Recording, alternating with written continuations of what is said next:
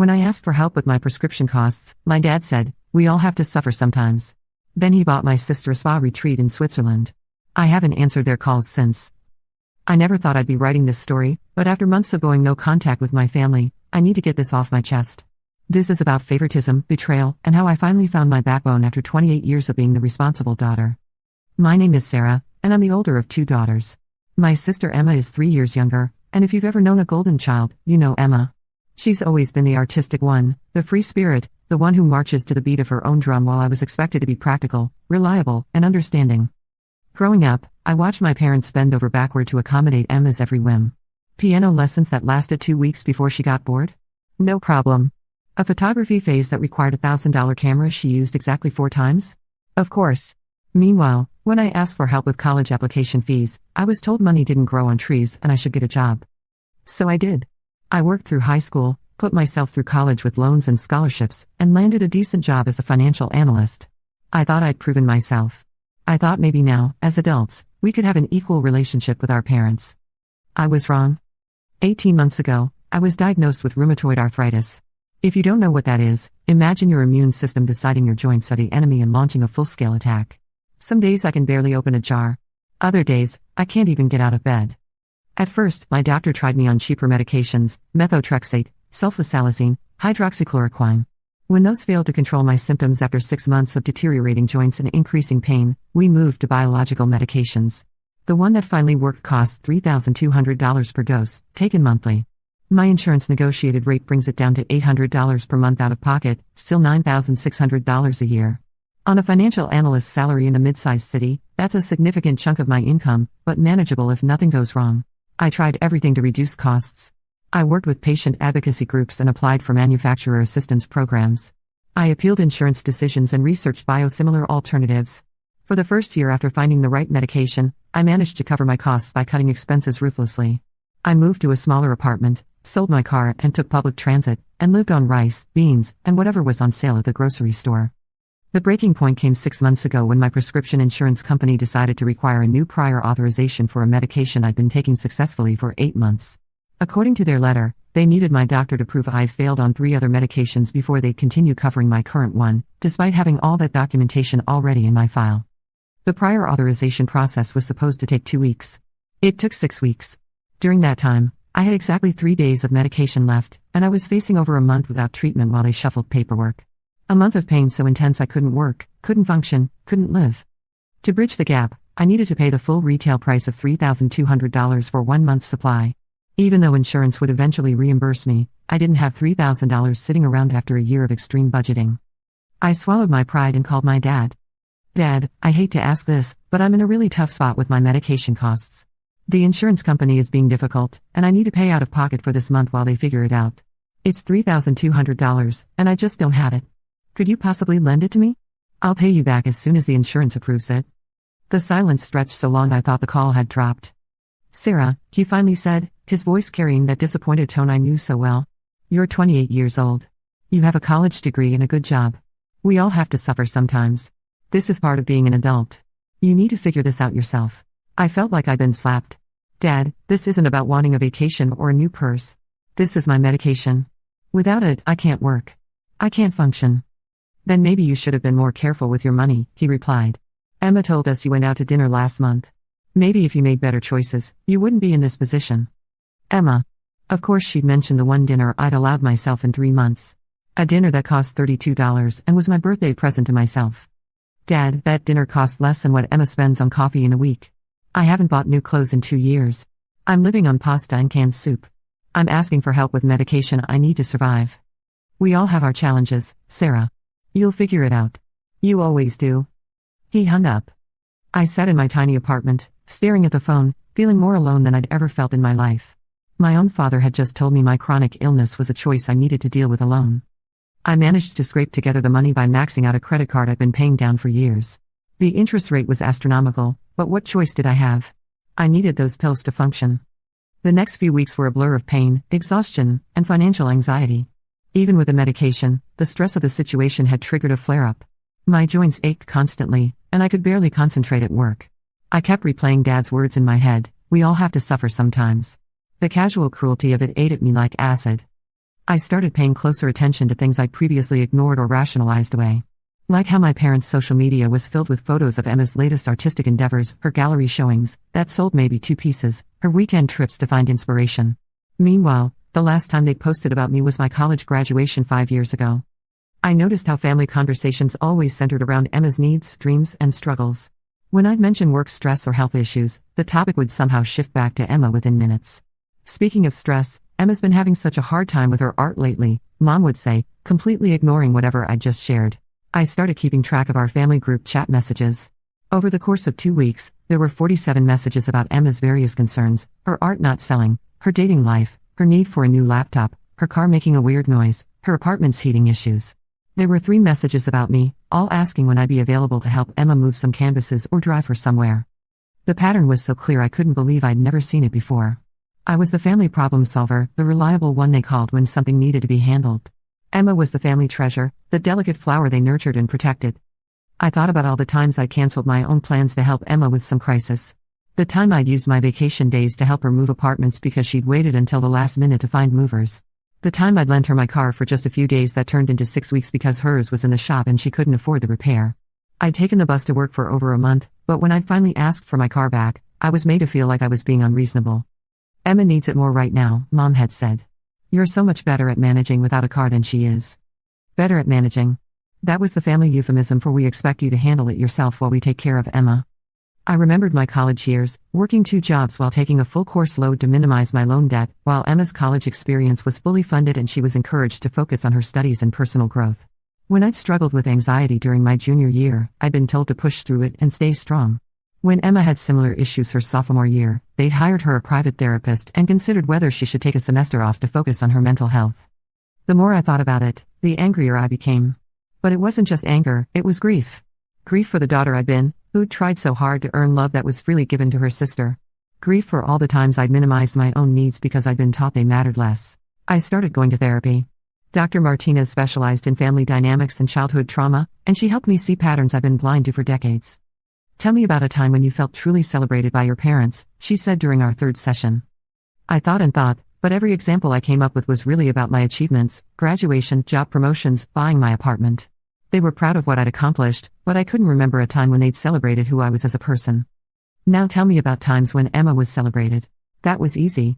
Her first art show. Her pottery phase. The time she decided to go vegetarian. Her decision to travel through Europe after college. Her various relationships and breakups. Emma was celebrated for existing, for exploring, for being herself. Do you see the difference? Dr. Martinez asked gently. I did. I was valued for what I could do. Emma was valued for who she was. The breakthrough came during our 5th session when Dr. Martinez asked, "What do you think would happen if you stopped being the reliable daughter?" The question hit me like a physical blow. They'd be disappointed. They'd think I was being selfish or dramatic. And what if they did think that? Then they might. I couldn't finish the sentence. They might what, Sarah? They might stop loving me, I whispered. And do you think Emma worries about that? Do you think she's afraid that if she stops being the artistic, free-spirited daughter, your parents will stop loving her? I shook my head. Emma had never had to earn love. She'd always known it was unconditional. That's when I realized the prescription incident wasn't an isolated event. It was just the most egregious example of a lifetime pattern.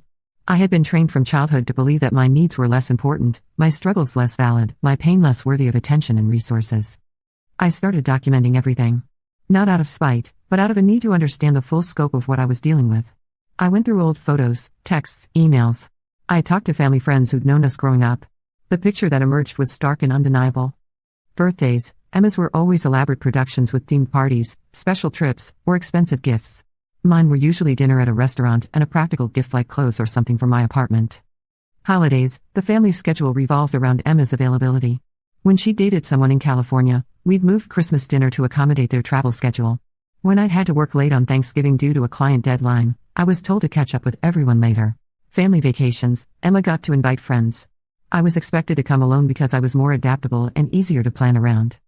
Crisis support, when Emma had her wisdom teeth out, Mom took a week off work to take care of her. When I had my appendix removed, I got a text asking if I needed anything from the grocery store. The list went on and on.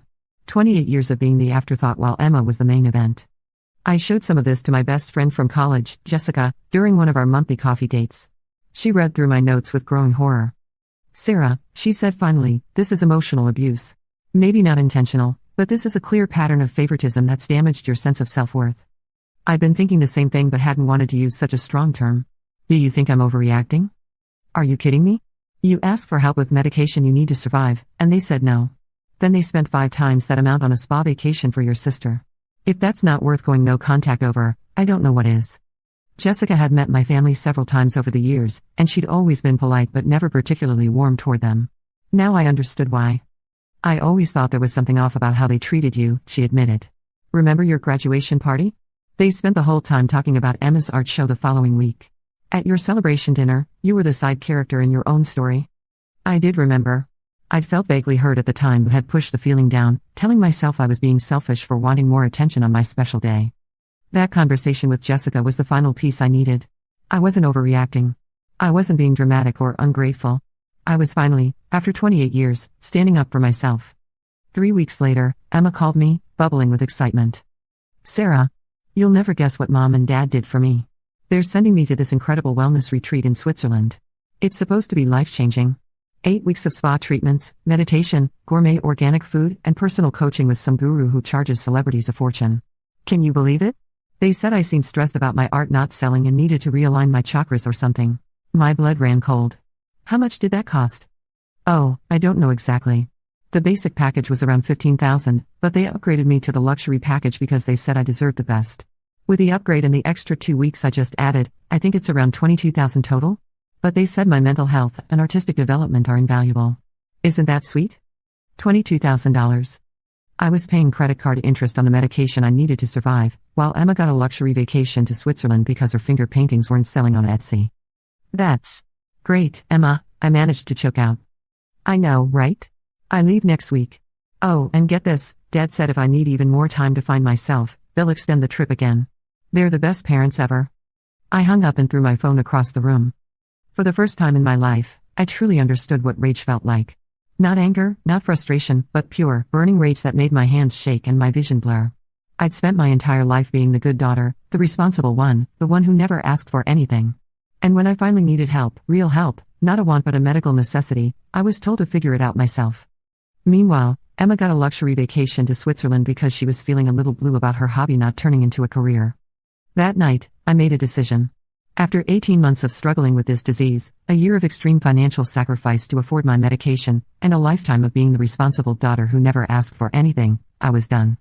I didn't answer when Mom called to tell me about Emma's trip to Switzerland. I didn't respond to Dad's text asking if I wanted to have dinner that weekend. I didn't pick up when Emma called from Switzerland to tell me about the chocolate facials and how the alpine air was clearing her aura. A month passed. Then 2. The calls kept coming, but I let them all go to voicemail. Sarah, it's Mom. I don't understand why you're not calling us back. Are you okay? We're worried. Sarah, Dad here. This silent treatment is childish. Call us back. Sarah. It's Emma. Switzerland is amazing. I've learned so much about myself. The meditation instructor says I have an old soul. I'm staying an extra month because I'm having such breakthroughs. Call me back, I want to tell you everything. I deleted every voicemail without listening to the end. Month 3 brought more persistent calls and my first unexpected visitor. Mom showed up at my apartment on a Saturday morning, looking confused and hurt. Sarah, what is going on? We haven't heard from you in months. Are you sick? Are you in some kind of trouble? I almost laughed. Was I sick? Yes, Mom, I have an autoimmune disease that your husband dismissed as a character flaw when I asked for help. I'm fine, I said, not inviting her in. Then why won't you talk to us? Emma's been calling you from Switzerland. She's having such a wonderful experience, really finding herself. They extended her stay 2 more months. Dad said we couldn't put a price on her personal growth. 2 more months. The trip that started at $15,000 was now approaching $30,000, while I was still paying credit card interest on my medication crisis. I'm sure she is, I said. Sarah, you're scaring me. This isn't like you. You've always been our reliable girl, our steady one. What's wrong? Reliable. Steady. The good daughter who never caused problems, never asked for help, never needed anything. Nothing's wrong, Mom. I'm just busy. She left looking confused and worried, and I almost felt bad. Almost. During those first few months of silence, I threw myself into understanding what had happened to me. I read books about family systems, narcissistic parenting, and the scapegoat golden child dynamic. I devoured articles about parentification and emotional neglect. For the first time, I had words for what I'd experienced. I wasn't just the responsible daughter. I was the family scapegoat, trained from birth to manage my own needs while serving everyone else's. Emma wasn't just artistic and free-spirited. She was the golden child, protected from consequences and showered with resources. The more I learned, the more I understood how deeply this dynamic had shaped my entire life. I thought about my dating history, a string of relationships where I'd given everything and asked for nothing in return. I thought about my friendships, where I was always the one organizing, planning, remembering birthdays and checking in when people were struggling. I thought about my work life, where I'd taken on extra responsibilities without extra pay because I was so reliable. I'd been trained to be a giver, never a receiver. I'd learned that my value came from what I could provide, not from who I was as a person. I started making changes. Small ones at first. I stopped automatically saying yes to every request at work. I started asking friends to check in on me sometimes instead of always being the one reaching out. I bought myself flowers every Friday, something I'd never done before because it felt frivolous. Each change felt revolutionary and terrifying at the same time. I also started looking at my relationship with money differently. I'd always been frugal to the point of self-deprivation, while Emma had learned that resources were unlimited as long as you asked in the right way. I realized I'd been hoarding my money out of fear that no one would help me if I needed it, so I had to be prepared for everything myself. That fear had been proven right when I'd asked for help with my medication. I decided to start spending some money on myself, not recklessly, but intentionally. I bought a massage package to help with my arthritis pain. I upgraded my phone for the first time in 4 years. I got a cleaning service to come twice a month so I could rest on weekends instead of scrubbing floors while my joints ached.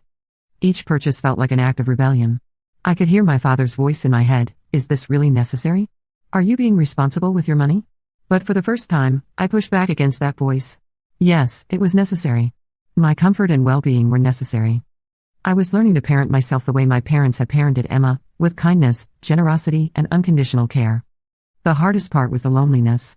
I'd lost my entire family of origin in one swift cut, and even though it was the right decision, it hurt. I missed the idea of having parents who cared about me. I missed the fantasy of a sister who saw me as an equal. I grieved for the family I'd never actually had but had always hoped we could become. Some nights, I'd catch myself reaching for my phone to call Mom when something good happened at work, or to text Emma when I saw something that reminded me of her. The impulse to share my life with them was still strong, even after months of recognizing how one-sided those relationships had always been. I started building a chosen family instead. Jessica became like a sister to me, someone who actually listened when I talked, who celebrated my successes, who offered support without making me feel guilty for needing it. I grew closer to my colleague Lisa, who also had an autoimmune condition, and understood the daily challenges in ways my biological family never had. I joined a book club at the local library and discovered I actually enjoyed socializing when I wasn't constantly worried about managing everyone else's needs and emotions. I started attending a weekly yoga class designed for people with chronic conditions, and found community with others who understood that some days just getting out of bed was an achievement. Slowly, I was building a life that centered my own needs and desires instead of everyone else's. But the hardest moments came when I'd see families that actually seemed to care for all their children equally. I'd watch parents at restaurants patiently listening to all their kids, not just favoring one. I'd see social media posts where siblings genuinely supported each other instead of competing for parental resources. Those moments made me grieve not just for what I'd lost, but for what I'd never had in the first place. Dr. Martinez helped me process this grief. "You're mourning the parents you needed and deserved," she said. "That's a profound loss, even if they're still alive. The parents who would have celebrated your achievements without immediately pivoting to Emma's needs. The parents who would have seen your request for medical help as a legitimate crisis deserving immediate attention. Those parents never existed, and it's okay to grieve them." I did grieve them. I cried for the little girl who'd learned to minimize her own needs. I cried for the teenager who'd worked 2 jobs while watching her sister get everything handed to her. I cried for the young adult who'd interpreted neglect as independence and wore it like a badge of honor. But I also started celebrating who I was becoming. For the first time in my life, I was putting myself first, and the world hadn't ended. In fact, it had gotten better. My arthritis symptoms improved when I wasn't constantly stressed about family dynamics. My work performance actually increased when I wasn't emotionally drained from managing everyone else's needs. My friendships deepened when I started being honest about my own struggles instead of always playing the role of the helper. I was learning that I was worthy of love and care just for being myself, not for what I could provide or how little trouble I caused. Month 4 brought a phone call I couldn't ignore, my boss calling to tell me my dad had contacted my workplace, claiming there was a family emergency and they needed to reach me urgently. I was mortified and furious. Contacting someone's workplace when they're clearly avoiding you crosses a major boundary. I had to explain to my supervisor that there was no emergency, just a family conflict, and assured her it wouldn't happen again. The embarrassment was excruciating. I was mortified. I called my dad immediately. How dare you contact my workplace, I said without preamble. Sarah. Thank God. We've been worried sick. You haven't answered our calls in months. Your mother thinks you might be having some kind of breakdown. I'm not having a breakdown. I just don't want to talk to you. Don't be ridiculous. We're your parents. Whatever silly thing you think we did, silly? The word came out as a shriek. You think this is about something silly? Sarah, calm down. You're being dramatic. If this is about that loan you asked for months ago, you figured it out, didn't you? You always do. That's what I mean, you don't really need help. You just think you do. While I was figuring it out, you spent $22,000 sending Emma to Switzerland for a spa vacation. Silence. That's completely different, he said finally. Emma was going through a difficult time. Her art career isn't taking off, and she was depressed. We saw an opportunity to help her find her path. And what about my path? What about me? You have a good job, Sarah. You're established. Emma is still finding herself. Emma is 25 years old with a college degree you paid for while I took out loans. She's not finding herself, she's avoiding responsibility, and you're enabling her. That's a terrible thing to say about your sister. And telling me to suffer while she gets luxury vacations worth more than half my annual salary isn't terrible? Emma's situation is different. She's sensitive, artistic. She needs different kinds of support. I need medication to function, Dad. Actual medication that keeps me able to work and live independently. But Emma's chakras are more important than my joint inflammation, apparently. You're twisting this around. We've always been proud of your independence. My independence that you forced on me because it was easier than treating both your daughters equally. I hung up. The calls stopped after that. I thought maybe they'd finally gotten the message. I was wrong. Month 5 brought Emma home from her extended Switzerland journey, and she showed up at my apartment unannounced on a Tuesday evening. I opened the door to find her tanned, glowing, and wearing clothes that probably cost more than my monthly medication budget. Sarah. Oh my God, I missed you so much. Why haven't you been answering anyone's calls? She pushed past me into my apartment like nothing had happened, like the last 5 months of silence were just a minor miscommunication. Switzerland was incredible, she continued, settling onto my second-hand couch like she owned the place. I learned so much about myself. Did you know I have abandonment issues stemming from being the younger sibling?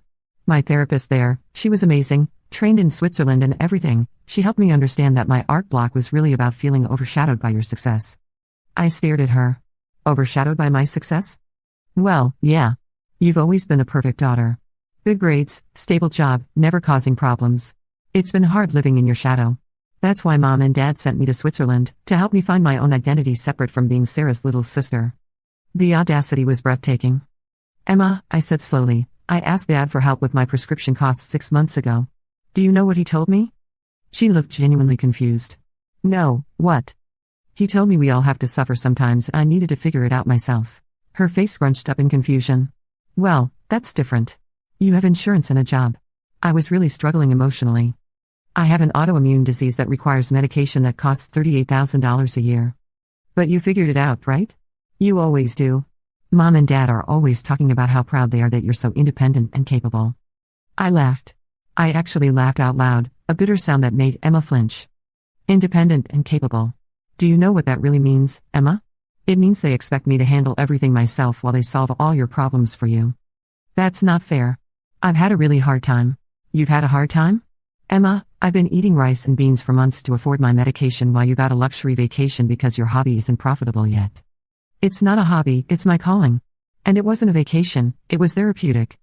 $15,000 therapeutic while I went into debt to afford the medication I need to get out of bed in the morning. Emma's eyes filled with tears. It wasn't $15,000. It was more like, well, with the extensions and everything, probably closer to $30,000. But why are you being so mean? I thought you'd be happy for me. I've grown so much as a person. My Switzerland therapist says. I don't care what your Switzerland therapist says. I exploded. I don't care about your growth or your calling or your chakras. I care that when I needed help, real help, medical help, I was told to suffer, while you got handed $30,000 for a spa retreat. It wasn't a spa retreat. Fine, it was a luxury wellness resort with chocolate facials and alpine air. Is that better? Emma was crying now, mascara running down her cheeks. I don't understand why you're angry at me. I didn't know about your prescription thing. Because nobody told you. Because my actual medical needs aren't worth discussing, but your emotional journey requires a family meeting and a massive financial investment. That's not my fault. You're right. It's not your fault. It's Mom and Dad's fault for treating us so differently that you don't even see it anymore.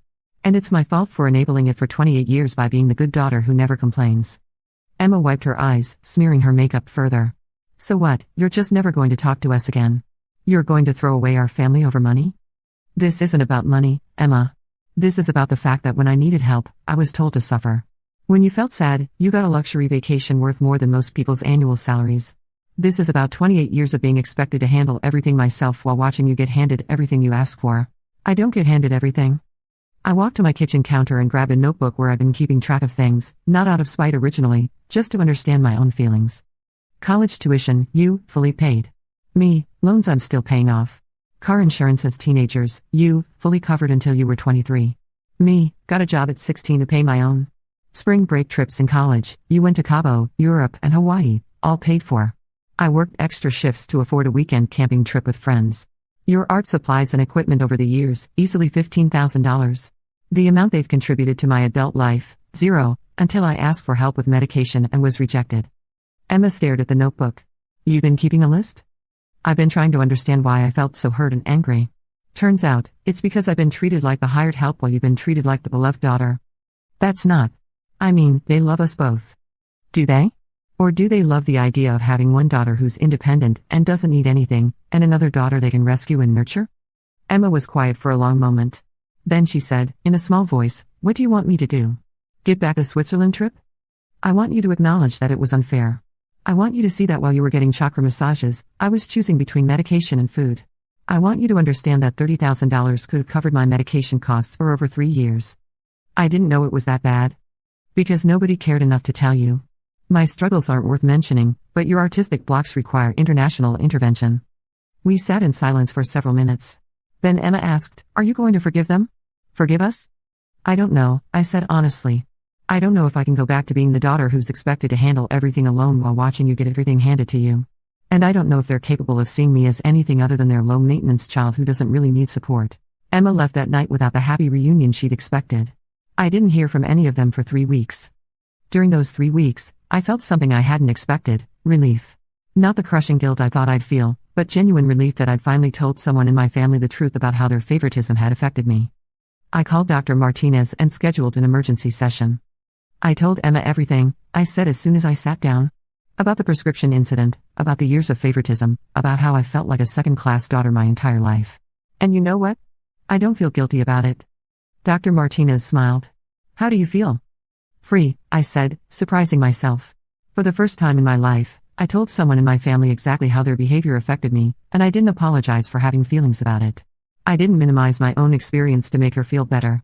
I just told the truth. That's huge progress, Sarah. How did Emma respond? She cried and said she didn't know. Which is probably true, she's been so used to being the center of attention that she literally doesn't see how anyone else gets treated. But you know what? That's not my problem anymore. I told Dr. Martinez about Emma's comment about being overshadowed by my success and how that had perfectly illustrated the fundamental difference in how we'd been raised. Emma sees your achievements as a burden she has to overcome, Dr. Martinez observed. You see her privileges as proof that you don't matter as much. Both perspectives make sense given how your parents treated you differently.